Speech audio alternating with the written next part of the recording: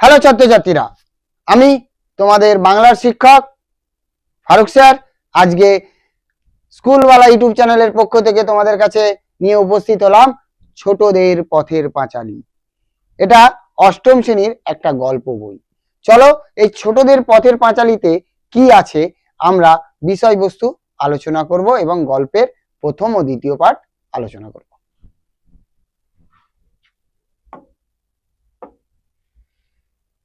গল্পের মূল বিষয়বস্তু, গল্পে কি বলছে? পথের পাঁচালী উপন্যাসের মূল বিষয়বস্তু হলো দারিদ্র্যের মধ্যে একটি পরিবারের জীবন সংগ্রাম, প্রকৃতির প্রতি গভীর ভালোবাসা এবং গ্রামীণ জীবনের সৌন্দর্য।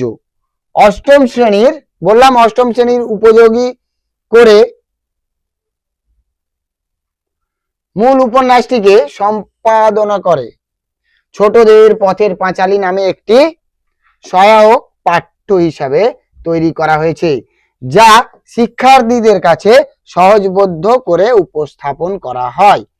এই সংস্করণে অপু, দুর্গা, সর্বজয়া ও হরিহরের মতো চরিত্রদের মধ্য দিয়ে একটা সাধারণ গ্রামীণ পরিবারের দৈনন্দিন জীবন, তাদের স্বপ্ন ও বাস্তবতার মধ্যেকার সম্পর্ক ফুটিয়ে তোলা হয়েছে।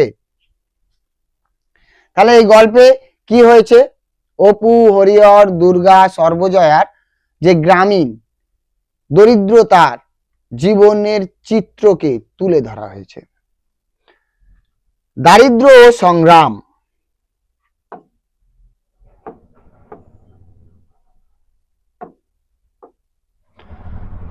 একটি দরিদ্র পরিবারের দৈনন্দিন জীবন সংগ্রাম এবং দারিদ্র্যের মধ্যে তাদের টিকে থাকার লড়াই। বলছে এই গল্পটিতে দৈনন্দিন জীবনে একটি দরিদ্র পরিবারের যে জীবনের সঙ্গে সংগ্রাম, দরিদ্রতার সঙ্গে সংগ্রাম, সেই সংগ্রাম ও দৈনন্দিন জীবনকে তুলে ধরা হয়েছে। তো দেখো ছাত্রছাত্রীরা, প্রকৃতির প্রতি ভালোবাসা। বিভূতিভূষণ বন্দ্যোপাধ্যায়ের লেখনীর মধ্যে দিয়ে প্রকৃতির অপরূপ সৌন্দর্য এবং প্রকৃতির প্রতি চরিত্রদের গভীর অনুরাগ তুলে ধরা হয়েছে। গ্রামীণ জীবন, গ্রাম্য জীবনের সাধারণ ছবি, সেখানকার মানুষের জীবনযাত্রা ও তাদের আনন্দ দুঃখের মধ্যে দিয়ে একটি গ্রামীণ জীবনের বাস্তব চিত্র উপস্থাপন করা হয়েছে। আর কি করা হয়েছে? পারিবারিক সম্পর্ক, পরিবারের সদস্যদের মধ্যেকার ভালোবাসা, স্নেহ এবং একে অপরের প্রতি টান ও নির্ভরতা, এই উদ্দেশ্যে এই উপন্যাস একটি গুরুত্বপূর্ণ অংশ। ছোট্ট আনন্দ। দারিদ্র্যের মধ্যে ও পরিবারের সদস্যরা কিভাবে ছোট্ট ছোট্ট আনন্দকে উপভোগ করে, বলছে আনন্দকে খুঁজে নেয় এবং জীবনের প্রতি আশাবাদী থাকে, তাই উপন্যাসে কে অন্যতম মূল বিষয়। বাস্তবতার চিত্র। উপন্যাসটিতে অপু ও দুর্গা শৈশব, তাদের কল্পনা এবং বাস্তব জীবনের ঘাত প্রতিঘাতের মধ্যে দিয়ে একটি শক্তিশালী ও বাস্তববাদী জীবন চিত্র তুলে ধরা হয়েছে। মাঘ মাসের শেষ। তাহলে আমরা চলে এলাম গল্পে।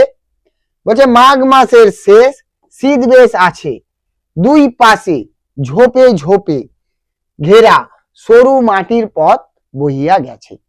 বলছে মাঘ মাস মানে হালকা শীত, হালকা গরম, কিন্তু এখানে বলছে কি শীত ভালো আছে। কি গ্রামের পরিস্থিতিতে যেটা থাকে, ঝোপঝাড়ের মধ্যে দিয়ে যে সরু রাস্তাগুলো যায়, সেই রাস্তার কথা এখানে বলেছে। নিশ্চিন্দিপুরের কয়েকজন লোক সরস্বতী পূজার বৈকালে, আমাদের সরস্বতী পূজা কখনো এই মাঘ মাসের শেষে বা মাঘ মাসের মাঝে, বৈকালে গ্রামের বাহিরের মাঠে নীলকণ্ঠ পাখি দেখিতে যাইতেছিল। তাহলে সরস্বতী পুজোর দিন বিকালবেলা ওরা কি করতে যাচ্ছিল? গ্রামের বাহিরে নীলকণ্ঠ পাখি দেখিতে যাইতেছিল। দলের একজন বলিল, ওহে হরি, ভূষ্ণ গোয়ালার দরুন কলা বাগানটা তোমরা কি ফের জমা দিয়েছো নাকি? হরিহর সাই সূচক কিছু বলিতে গিয়ে পিছন ফিরিয়া বলিল, ছেলেটা আবার কোথায় গেল? ও খোকা, খোকা আ আ বলছে, ছেলেটা কোথায় গেল? খোকাকে ডাকছে, খোকা আ।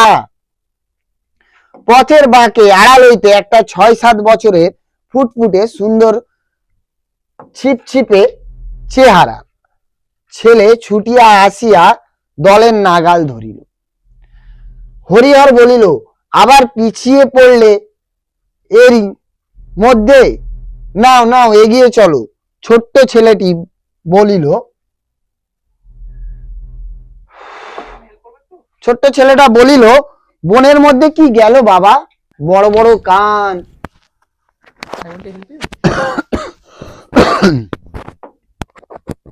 Can I help you? Harihar প্রশ্নের দিকে কোনো মনোযোগ না দিয়া নবীন পালিতের সঙ্গে মৎস্য শিকারের ফন্দি আটিতে লাগিল। হরিহরের ছেলে পুনরায় আগ্রহে সুরে বলিল, কি দৌড়ে গেল বাবা বনের মধ্যে? বড় বড় কান। হরিহর বলিল, কি জানি বাবা, তোমার কথার উত্তর দিতে আমি আর পারিনি। সেই বেরিয়ে অবধি শুরু করেছো এটা কি ওটা কি, কি গেল বনের মধ্যে তা কি আমি দেখেছি? নাও এগিয়ে চলো দেখি। বালক আবার কথায় আগে আগে চলিল। হঠাৎ হরিহরের ছেলেটি মহা উৎসাহে পাশের এক উলুখড়ের ঝোপের দিকে আঙুল তুলিয়া চিৎকার করিতে করিতে ছুটিয়া গেল, ওই যে যাচ্ছে বাবা, ওই গেল বাবা, বড় বড় কান ওই।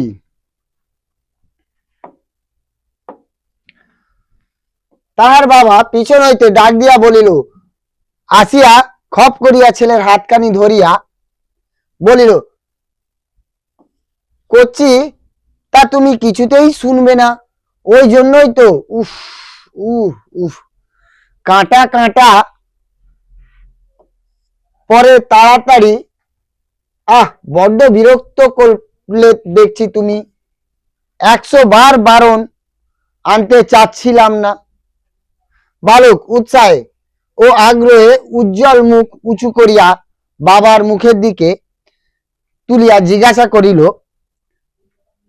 কি বাবা? হরিহর বলিল, কি তা আমি দেখেছি? শুয়োর টুয়োর হবে? নাও চলো, ঠিক রাস্তার মাঝখান দিয়ে হাঁটো। শুয়োর না বাবা, ছোট্ট যে। পরে সে নিচু হইয়া কি করছে, দৃষ্ট বস্তুর মাটি হইতে উচ্চতা দেখাইতে গেল। চলো চলো, হ্যাঁ আমি বুঝতে পেরেছি, আর দেখাতে হবে না, চলো দেখি। নবীন পালিত বলিল, ও হলো খরগোশ। খোকা, খরগোশ। এখানে খড়ের ঝোপে খরগোশ থাকে তাই। বালক বর্ণ পরিচয়ে খয়ে খরগোশ এর ছবি দেখিয়াছে, কিন্তু তাহা যে জীবন্ত অবস্থায় এরকম লাফাইয়া পালায় তাহা আবার সাধারণ চক্ষুতে দেখিতে পাওয়া যায় এ কথা সে কখনো ভাবে নাই। তোমাদের প্রশ্ন আসতে পারে, এ কথা সে কখনো ভাবে নাই। কোন কথা ভাবে নাই?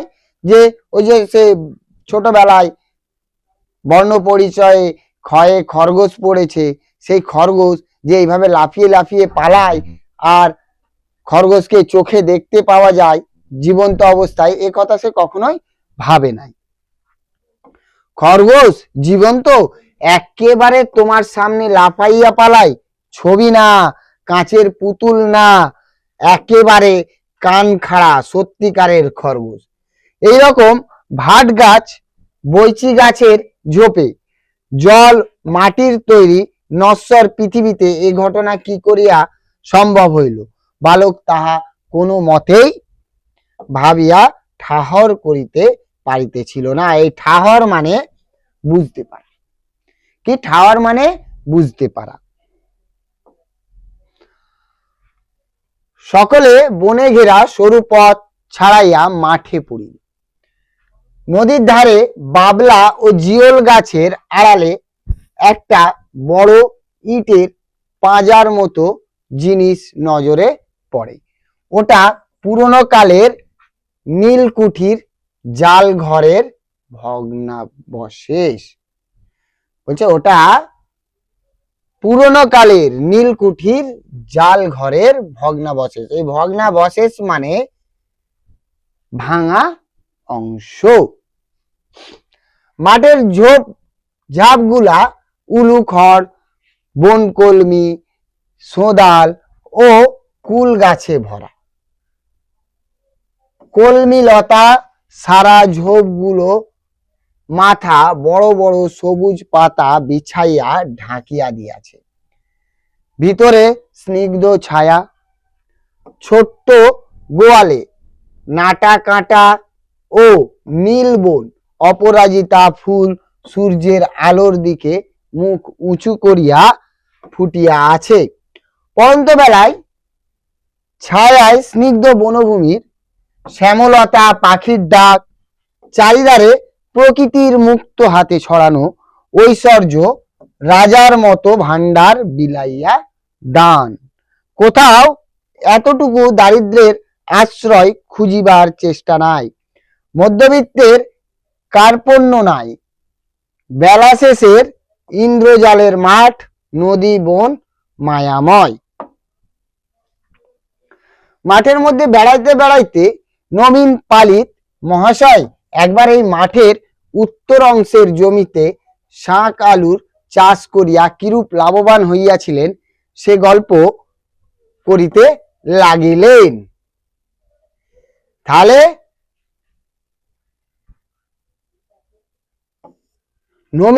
নবীন পাতিল ওই জমিতে কি চাষ করেছিল? শাক আলুর চাষ করেছিল। এটা যদি প্রশ্ন আসে, নবীন পাতিল ওই যে মাঠের ধারে কি চাষ করেছিল? শাক আলুর চাষ করেছিল। ক্রমে তাহা হইতে বর্তমান কালের দুর্মূল্যতা আষাঢ়ুর বাজারে কন্দুদের গোলদারি দোকান পুড়িয়া যাইবার কথা।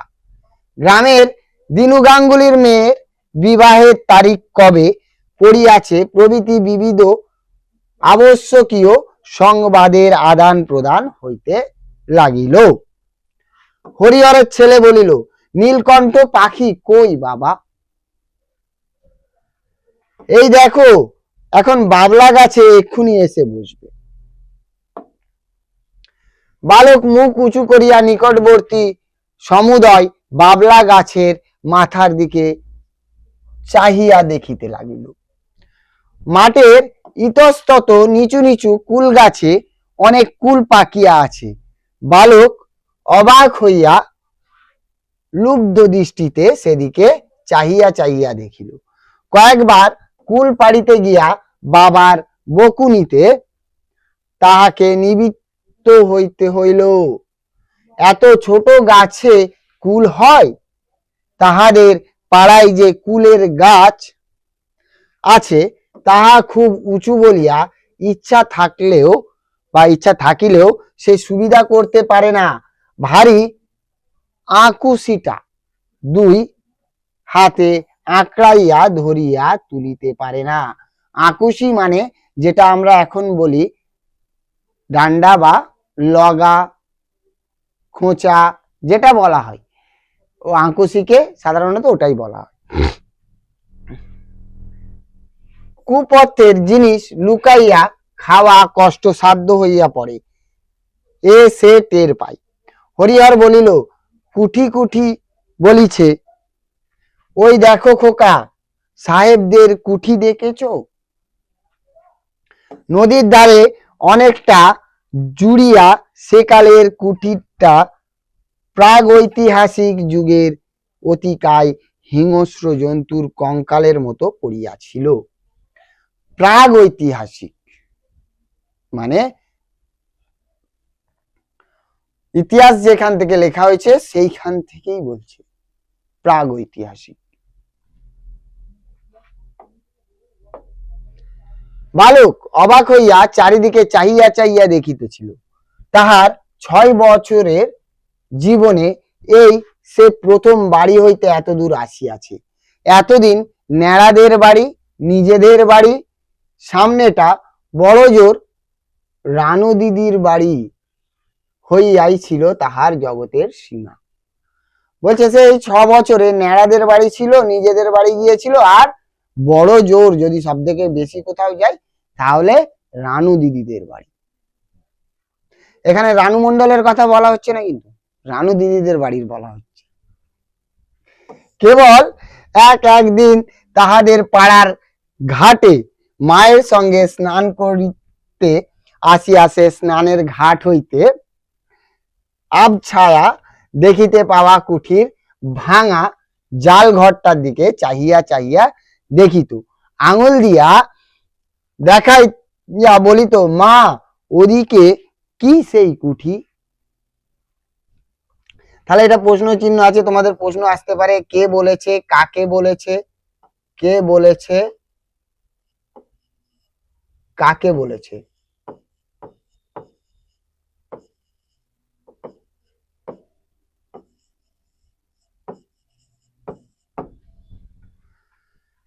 সে তাহার বাবার মুখে, দিদির মুখে, আরো পাড়ার কত লোকের মুখে কুঠির মাঠের কথা শুনিয়াছে, কিন্তু আজ তাহার প্রথম সেখানে আসা। ওই মাঠের পরে ওই দিকে বুঝি মায়ের মুখের সেই রূপকথার রাজ্য। শ্যাম লঙ্কার দেশে বেগমের গাছের নিচে নির্বাসিত রাজপুত্র, যেখানে তলোয়ার পাশে রাখিয়া একা শুইয়া রাত কাটায়।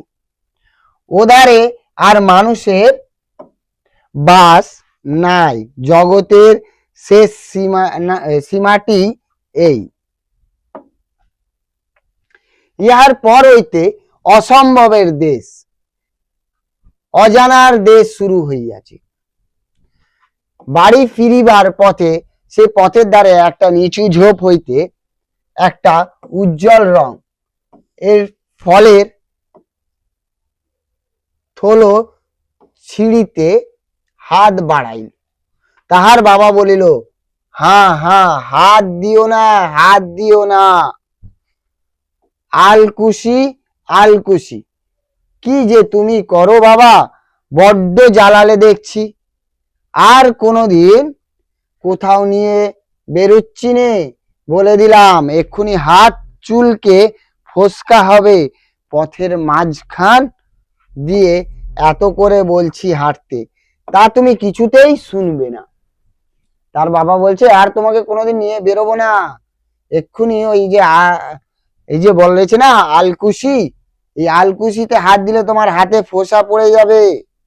কতবার বলছি রাস্তার মাঝখান দিয়ে হাঁটো, মোটেই শুনছো না। হাত চুলকোবে। কেন বাবা হাত চুলকোবে? বিষ আলকুশিতে হাত দেয় বাবা, শুয়ো ফুটে রি করে জ্বলবে এক্ষুনি, তখন তুমি চিৎকার শুরু করবে। গ্রামের মধ্যে দিয়া হরিহর ছেলেকে সঙ্গে করিয়া খিড়কির দৌড় দিয়া বাড়ি ঢুকলো। সর্বজয়া খিড়কির দৌড় খোলার শব্দে বাহিরে আসিয়া বলিল, এই এত রাত হলো, তা ওকে নিয়ে গিয়েছ না একটা দোলাই গায়ে না কিছু? হরিহর বলিল, নিয়ে গিয়ে যা বিরক্ত, এদিকে যাই ওদিকে যাই, সামলে রাখতে পারিনি। আলকুশির ফল ধরে টানতে যাই। পরে ছেলের দিকে চাইয়া বলিল, কুঠির মাঠ দেখব, কুঠির মাঠ দেখব। কেমন হলো তো কুঠির মাঠ দেখা? সকালবেলা 8টা কি 9টা, হরিহরের পুত্র আপন মনে রোয়াকে বসিয়া খেলা করিতেছে। তাহার একটা ছোট্ট টিনের বাস্ক আছে, সেটার ডালা ভাঙা। বাস্কে বাস্কের সমুদয় সম্পত্তি সে উপুর করিয়া মেঝেতে ঢালিয়াছে। একটা রং ওঠা কাঠের ঘোড়া, 4 পয়সা দামের একটা টোল খাওয়া টিনের ভেপু বাসি, গোটা কতেক করি। তাহলে যদি বলে যে হরিহরের ছেলের টিনের বাস্কে কি কি ছিল, তাহলে সেইগুলো এইগুলো উত্তর। এগুলো সে মায়ের অজ্ঞাতসারে লক্ষ্মী পূজার কড়ির চুপড়ি হইতে খুলিয়া লইয়াছিল ও পাছে কেউ টের পায় এই ভয়ে সর্বদা লুকাইয়া রাখে। একটা 2 পয়সা দামের পিস্তল, কতকগুলি শুকনো নাটা ফল দেখিতে ভালো বলিয়া তাহার দিদি কোথা হইতে অনেকগুলো কুড়াইয়া আনিয়াছিল। কিছু তাহাকে দিয়াছে, কিছু সে নিজের পুতুলের বাস্কে রাখিয়া দিয়াছে। খান কতক খাপড়ার কুচি, গঙ্গা যমুনা খেলিতে এই খাপড়াগুলি লক্ষ্য অব্যর্থ বলিয়া বিশ্বাস হওয়ায় সে এগুলো সযত্নে বাস্কে রাখিয়াছে। এগুলি তাহার মহামূল্যবান সম্পত্তি। এগুলো তাহার মহামূল্যবান সম্পত্তি মানে কার? এই যে এগুলো তাহার মহামূল্যবান সম্পত্তি। কার সম্পত্তি? যদি তোমাদের প্রশ্ন জানা থাকে আমাকে কমেন্ট বক্সে গিয়ে এর উত্তর কমেন্ট করবে। এগুলি জিনিসের মধ্যে সব বেশে টিনের বাঁশিটা কয়েকবার বাজাইয়া সেটির সম্বন্ধে বিগত কৌতূহল হইয়া তাহাকে এক পাশে রাখিয়া দিয়াছে। কাঠের ঘোড়া নড়াচড়া করা হইয়া গেছে, সেটিও এক পাশে পিজরা পোলের আসামির ন্যায় পড়িয়া আছে। বর্তমানে সে গঙ্গা যমুনা খেলিবার খাপড়াগুলিকে হাতে লইয়া মনে মনে দাওয়ার উপর গঙ্গা যমুনার ঘর আঁকা কল্পনা করিয়াছে। চোখ বুজিয়া খাপড়া ছুড়িয়া দেখিতেছে তাকে ঠিক হইতেছে কিনা। এমন সময় তাহার দিদি দুর্গা উঠানের কাঁঠাল তলা হইতে ডাকিল, অপু, ও অপু। সে এতক্ষণে বাড়ি ছিল না, কোথা হইতে এই মাত্র আসিল।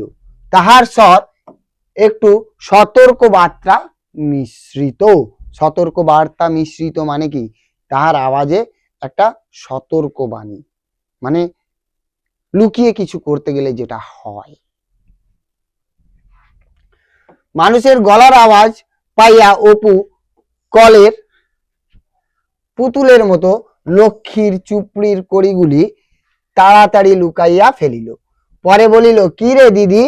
দুর্গা হাত নাড়িয়া ডাকিল, আয় এদিকে শোন। দুর্গার বয়স 10-11 বৎসর হইল। তাহলে অপুর বয়স কত? 6-7। দুর্গার কত? 10-11। মানে দুই ভাই বোনের মধ্যে 4 বছরের ডিফারেন্স আছে। গড়ন পাতলা পাতলা, রং অপুর মতো অতটা ফর্সা নয়, একটু চাপা, হাতে কাঁচের চুড়ি, পরনে ময়লা কাপড়, মাথার চুল রুক্ষ, বাতাসে উড়িতেছে। মুখের গড়ন মন্দ নয়, অপুর মতো চোখগুলো বেশ ডাগর ডাগর। অপু রোয়াক হইতে নামিয়া কাছে গেল, বলিল, কি রে? দুর্গার হাতে একটা নারিকেলের মালা, সেটি নিচু করিয়া দেখাইল কতকগুলি কচি আম কাটা। সুর নিচু করিয়া বলিল, মা ঘাট থেকে আসেনি তো? মানে ওই চুরি করে আম খাবে, তার জন্য তা মানে দুর্গার গলা স্বরটা একটু সতর্ক বার্তা ছিল। অপু ঘাড় নাড়িয়া বলিল, উফ। দুর্গা চুপি চুপি বলিল, একটু তেল আর নুন নিয়ে আসতে পারিস? আমের কুশি জারাবো। অপু আহ্লাদের সহিত বলিয়া উঠিল, কোথায় পেলি রে দিদি? দুর্গা বলিল, পট্টিদের বাগানে সিঁদুর কোটোর তলায় পড়েছিল, আন দিকি একটু নুন আর তেল। অপু দিদির দিকে চাহিয়া বলিল, তেলের ভাঁড় ছুলে মা মারবে যে, আমার কাপড় যে বাসি, তুই যা না শিগগিরি করে, মা আসতে এখন ঢের দেরি, খার কাঁচতে গিয়ে শিগগিরি যা। অপু বলিল, নারকেলের মালাটা আমায় দে, ওতে ঢেলে নিয়ে আসবো, তুই খিড়কি ধরে গিয়ে দেখ মা আসছে কিনা। দুর্গা নিম্ন স্বরে বলিল, তেল টেল যেন মেঝেতে ঢালিস নে, সাবধানে নিবি, নইলে মা টের পাবে, তুই তো একটা হাবা ছেলে।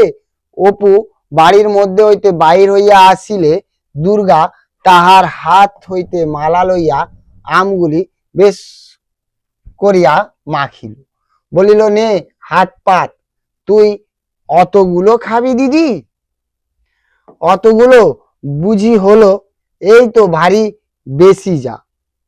আচ্ছা নে আর দুখানা, বাহ দেখতে বেশ হয়েছে রে, একটা লঙ্কা আনতে পারিস? আর একখানা দেব তাহলে। লঙ্কা কি করে পারবো দিদি, মা যে তক্তার উপর রেখে দেয়, আমি যে নাগাল পাইনি। তবে থাকগে, যাক আবার ওবেলা অল্প, এখন পল্লীদের ডোবার ধারের আম গাছটায় গুটি যা ধরেছে, দুপুরের রোদে তলায় ঝরে পড়বে। দুর্গাদের বাড়ির চারিদিকেই জঙ্গল। হরিহর রায়ের জ্ঞাতি ভ্রাতা নীলমণি রায় সম্প্রতি গত বৎসর মারা গিয়েছেন। তাহার স্ত্রী পুত্র কন্যা লইয়া নিজ পিত্রালয়ে বাস করিতেছেন। এই পিত্রালয় মানে কি? বাবার বাড়িতে। কাজেই পাশের এ ভিটাও জঙ্গল আবৃত হইয়া পড়িয়া আছে, নিকটে আর কোনো লোকের বাড়ি নাই। 5 মিনিটের পথ গেলে তবে ভুবন মুখুজ্জের বাড়ি। তাহলে অপুদের বাড়ির আশেপাশে কোনো বাড়ি নাই, কত দূরে গেলে ভুবন মুখুজ্জের বাড়ি? 5 মিনিটের পথ। হরিহরের বাড়িটাও অনেকদিন হইয়া গেল মেরামত হয় নাই। সামনের দিকে রোয়াক ভাঙা ফাটলে বন বিচুটির ও কালমেঘ গাছের বন গজাইয়াছে, ঘরের দোর জানলার কপাট সব ভাঙা, নারিকেল দড়ি দিয়া গরাদের সঙ্গে বাঁধা আছে। এই গরাদ মানে কি? যে জানালার লোহা, লোহাকে গরাদ বলা হয়।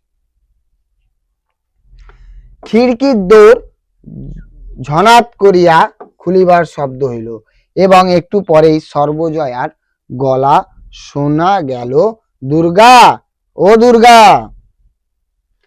দুর্গা বলিল, মা ডাকছে, যা দেখে আয়, ওখানা খেয়ে যা, মুখে যে নুনের গুঁড়ো লেগে আছে, মুছে ফেল। মায়ের ডাক আর একবার কানে গেল। দুর্গার এখন উত্তর দিবার সুযোগ নাই, মুখ ভর্তি। সে তাড়াতাড়ি জারানো আমের চাক্কাগুলি খাইতে লাগিল। পরে এখনো অনেক অবশিষ্ট আছে দেখিয়া কাঁঠাল গাছটার কাছে সরিয়া গিয়া গুড়ির আড়ালে দাঁড়াইয়া সেগুলি গোগ্রাসে গিলিতে লাগিল। অপু তাহার পাশে দাঁড়াইয়া নিজের অংশ প্রাণপণে গিলিতেছিল, কারণ চিবাইয়া খাওয়ার আর সময় নাই। খাইতে খাইতে দিদির দিকে চাহিয়া সে দোষ সম্বন্ধে সচেতনতা সূচক হাসি হাসিল। দুর্গা খালি মালাটা এক টান মারিয়া ভেরেন্ডা কচার বেড়া পার করিয়া নীলমণি রায়ের ভিটার দিকে জঙ্গলের মধ্যে ছুড়িয়া দিল। ভাইয়ের দিকে চাইয়া বলিল, মুখটা মুছে ফেল না, বাঁদর, নুন লেগে রয়েছে যে। পরে দুর্গা নিরীহ মুখে বাড়ির মধ্যে ঢুকিয়া বলিল, কি মা? কোথায় বেরোনো হয়েছিল শুনি? একলা নিজে কত দিকে যাব? সকাল থেকে খার খেয়েছে। এই খার, খার মানে কি বলতে চাইছে? আমরা বলি সার্ফ। সার্ফ একরকম খার। আগের সময় এই সার্ফকে খারই বলা হতো। এই সার্ফ দিয়ে কাপড় কাচতে গেলে বলতো খার কাচা হচ্ছে। গা গতর ব্যথা হয়ে গেল। একটুখানি যদি কোনো দিক থেকে আসান আছে তোমাদের দিয়ে, অত বড় মেয়ে সংসারের কুটো গাছটা ভেঙে দুখানা করা নেই, কেবল পাড়ায় পাড়ায় টো টো করে টোল্লা সেদে বেড়াচ্ছেন। সে বাঁদর কোথায়? এই সে বাঁদর কোথায়, এটা প্রশ্ন তোমাদের আসতে পারে। কার সম্বন্ধে বলেছেন, কে বলেছেন, কেন বলেছেন? এর উত্তর কমেন্ট বক্সে জানাবে। গল্পটা পড়ে বুঝতেই পেরে গেছো উত্তর। অপু আসিয়া বলিল, মা খিদে পেয়েছে। বসো বসো, একটুখানি দাঁড়াও ও বাপু, একটুখানি হাফ জিরোতে দাও। তোমাদের রাত দিন খিদে আর রাত দিন ফাই ফরমাস বলছে। তোমাদের তো রাত দিন খিদে আর ফাই ফরমাস আছে, আর কিছু নেই। ও দুর্গা, দুর্গা দেখ তো বাছুরটা হাঁক পারছে কেন? খানিকটা পরে সর্বজয়া রান্নাঘরে দাওয়ার বটি পাতিয়া শশা কাটিতে বসিল। অপু কাছে বসিয়া পড়িয়া বলিল, আর একটু আটা বের করো না মা, মুখে বড্ড লাগছে। যে শশা কাটলে শশার দুপাশ কেটে আগে ঘষে নেওয়া হয়, ওই যে সাদা সাদা যে আঠাটা বেরোয়, অপু সেই আঠার কথা বলছে।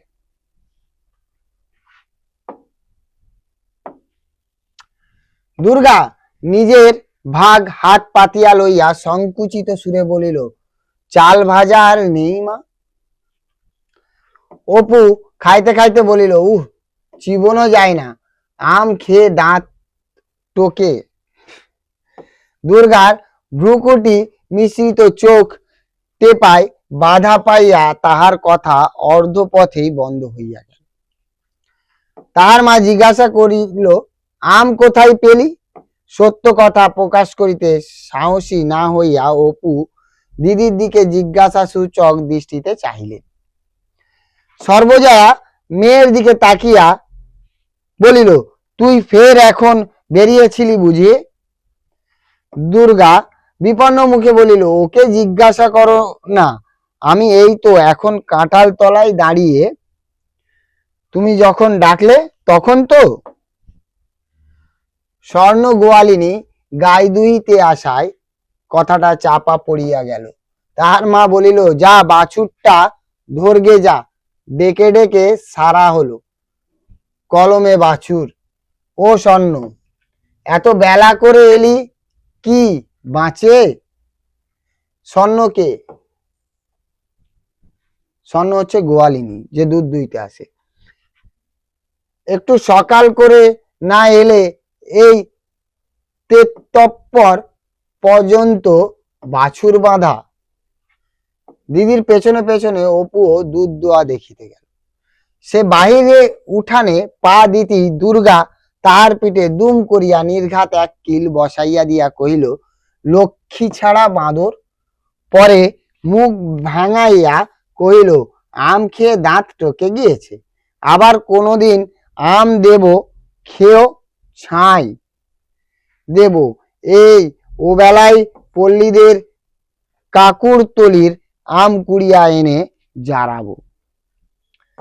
এত বড় বড় গুটি হয়েছে, মিষ্টি যেন গুড়ের দেব তোমায়, খেয়েও এখন। হাবা একটা কোথাকার, যদি এতটুকু বুদ্ধি থাকে। দুপুরের কিছু পরে হরিহর কাজ সারিয়া বাড়ি ফিরিলেন। সে আজকাল গ্রামের অন্নদারায়ের বাটিতে গোমস্তার কাজ করে।